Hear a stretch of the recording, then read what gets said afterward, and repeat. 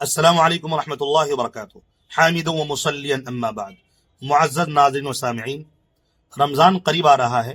ایسے میں نے سوچا کہ روزانہ کی بنیاد پر رمضان کے مہینے سے پہلے سے لے کر رمضان کے آخر تک کوئی ایک سلسلہ ہم سوشل میڈیا پر ضرور دیکھیں جس میں آپ کے لیے آخرت کا اور دین کا فائدہ ہو۔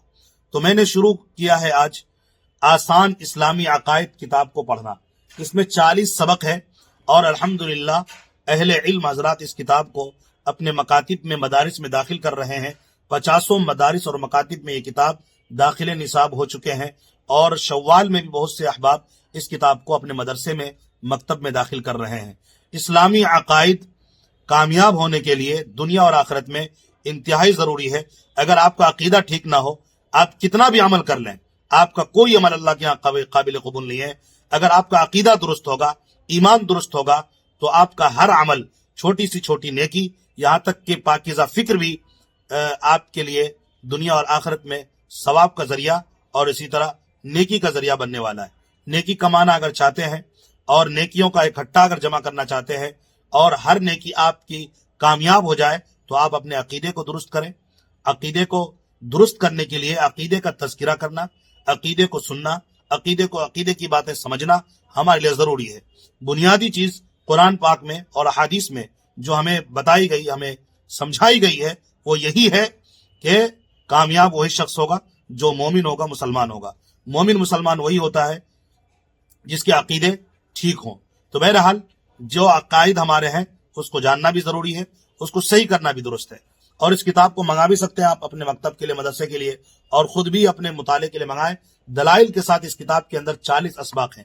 تو روزانہ کی بنیاد پر ابھی 10 دن رمضان کو باقی ہے، تو ہم نے سوچا کہ روزانہ کی بنیاد پر اگر 5 منٹ وقت نکال لیں، 10 منٹ، زیادہ سے زیادہ 10 منٹ کا ایک سبق ہوگا، اگر نکال لیتے ہیں تو مجھے لگتا ہے کہ بہت مفید ثابت ہوگا۔ خود بھی سنیں، دوسروں کو شیئر بھی کریں۔ روزانہ صرف 5-10 منٹ اپنے عقیدے کو سمجھنے کے لیے اور اپنے عقیدے کو درست کرنے کے لیے ضرور ہمارے اس چینل سے جڑ جائیں، مفتی اسد قاسمی آفیشیل سے، اور روزانہ کی بنیاد پر آپ تک ایک عقیدے کا سبق ضرور پہنچے گا۔ تو چلیے 40 سبق میں سے آج پہلا سبق پڑھتے ہیں اور شروع کرتے ہیں۔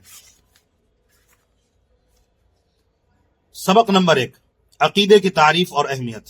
سوال نمبر 1، عقیدہ کسے کہتے ہیں؟ اس کی لغوی اور اصطلاحی تعریف کیا ہے؟ جواب، عقیدہ عربی لفظ عقدن سے بنا ہے، جس کے لفظی معنی ہے گرہ لگانا، مضبوط باندھنا، اور شرعی اصطلاح میں عقیدے سے مراد وہ پختہ یقین ہے جس میں شک و شبہ کی گنجائش نہ ہو، اور جسے انسان دل سے مانے اور اس پر یقین رکھے۔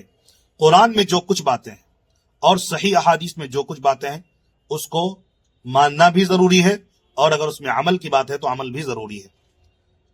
سوال نمبر 2، اسلام میں عقیدے کا صحیح ہونا کتنا ضروری ہے؟ جواب، اسلام میں عقیدے کا صحیح ہونا سب سے بنیادی اور ضروری چیز ہے، کیونکہ عقیدہ صحیح نہ ہو تو اعمال صالحہ بھی قبول نہیں ہوتے۔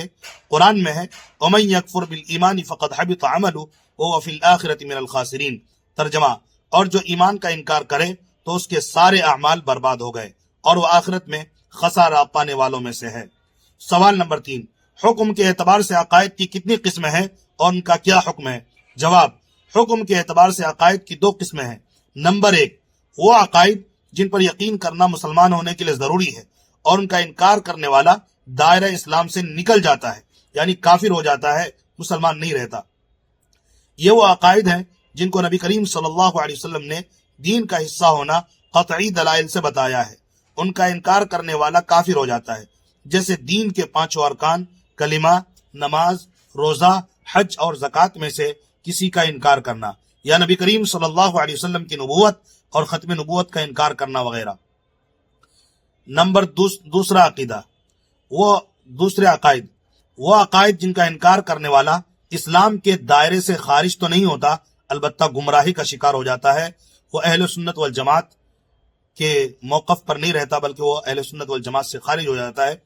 یہ وہ عقائد ہیں جن پر ایمان لانا ضروری ہے، مگر ان کا انکار کرنے والا اسلام کے دائرے سے خارج تو نہیں ہوتا لیکن گمراہی کا شکار ہوتا ہے، جیسے خلفائے راشدین حضرت ابو بکر، حضرت عمر، حضرت عثمان اور حضرت علی رضی اللہ عنہم کی ترتیب فضیلت کا انکار کرنا، یعنی حضرت ابو بکر صدیق رضی اللہ تعالیٰ عنہ کا جو مقام ہے خلیفہ اول ہونا، اگر کوئی کہے کہ حضرت ابوبکر صدیق رضی اللہ تعالیٰ چوتھے خلیفہ اور حضرت علی رضی اللہ تعالیٰ پہلے خلیفہ ہیں. حضرت ابوبکر چوتھے اور حضرت علی پہلے. تو یہ ترتیب فضیلت کا انکار کرنا ہے. جن کا جو نمبر ہے اس نمبر پہ اس کو ہم عقیدتاً اس کو سمجھیں اور یہی صحیح بات ہے. اگر آپ نے اس کی ترتیب کا انکار کیا تو گمراہی کا شکار ہوں گے. یہ ایک مثال ہے. بہت ساری باتیں ہیں جو ماننا ضروری ہے. اگر ہم نہیں مانتے ہیں تو گمراہی کے شکار ہوں گے. اللہ ہمیں بات سمجھنے کی توفیق دے. میرے اس ویڈیو کو شیئر کر دیں. آج یہ پہلا سبق 40 سبق میں سے پڑھا گیا. کل انشاءاللہ دوسرا سبق بھی آپ کی خدمت میں پیش کریں گے. تو لگاتار آپ 40 دن تک آج سے لے کر رمضان کے آخر تک جڑے رہیں. انشاءاللہ 40 سبق اور اس میں موجود 443 سوال جواب آپ کے دل و دماغ میں دلائل کے ساتھ محفوظ ہوں گے. اللہ تعالی ہمیں عمل کی توفیق نصیب فرمائے. آمین. جزاکم اللہ خیر.